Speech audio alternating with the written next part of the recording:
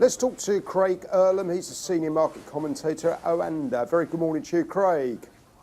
Good morning. Right, what's going on in the world today? Yeah, I think today we've got a clear focus on the UK. We've got Brexit negotiations carrying on in Salzburg, so we're hoping to get some more commentary from there.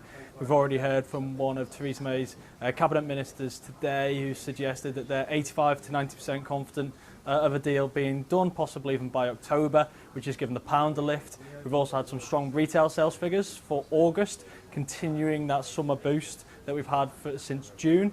I guess the question is whether that will continue, but we'll wait to see what numbers we get going forward. So again, another boost of the pound above 132 against the dollar.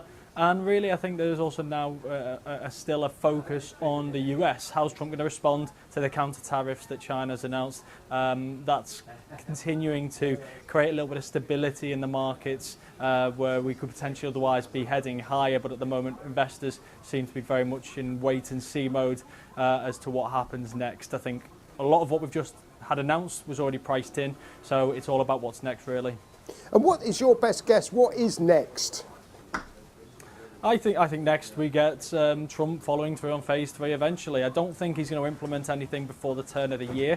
I think that's too politically risky. He wants to be seen to be pushing a hard line on China, but there's a reason why there's a number of products that weren't included in phase 1 or the early stages of phase 2, and why the early part of phase 2 was only a 10% tariff rather than a 25%, and that's because he doesn't want to see prices for consumers rising just before a midterm and consumers potentially feeling a little bit worse off just before they head to the polls. I don't think phase 3 is what he wants to do.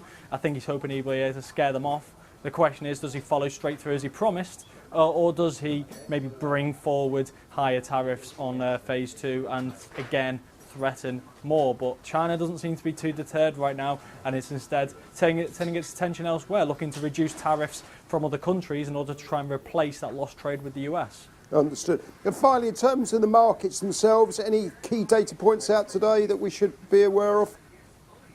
We've got a couple of little pieces of data out today. So we've got things like Philly Fed Manufacturing Index, for example. So there's a couple of small to medium tier figures which traders may be keeping an eye on. But I think right now markets are so politically driven that I think all eyes are going to be on those talks in Salzburg and probably Donald Trump's Twitter account.